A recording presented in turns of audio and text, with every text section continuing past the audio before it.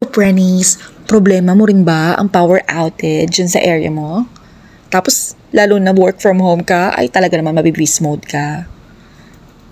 Same din, Prenies, kasi hindi tayo pwedeng mawala ng internet dahil dyan nakasalalay ang kabuhayan natin. At hindi siya excuse, yung power outage ay hindi excuse. So, kailangan natin talagang gawa ng paraan yan. Kaya naman, nandito na ang Avidus Power Supply, uninterruptible power supply. So, may dati naman akong power supply, yun nga lang, hindi siya ganun katagal, like good for 2 hours lang siya. So, pwede na rin naman kung short power outages, pero kung ang outage ay tatagal ng mahigit 5 oras, ay ibang usapan na yan.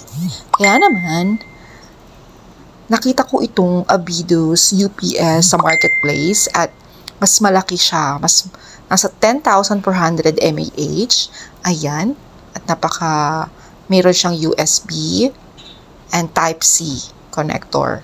Meron din siyang splitter, so meaning pwede siya sa multiple devices. Pero sa akin kasi, para lang to sa modem ko, para sa router.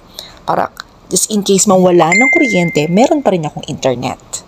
So, ayan, try na natin. So, kung i-test ko hanggang saan magatagal tong UPS na to, kaya tinanggal ko yung saksak niya. Ayan, full batch siya at 5:40 p.m. So, tingnan natin, balikan natin after 2 hours. Time check, 9:47. Hindi ko siya nabalikan ng 7:40 kasi may class ako. Pero, goods pa din. Goods pa din ang kanyang battery. Ayan, no.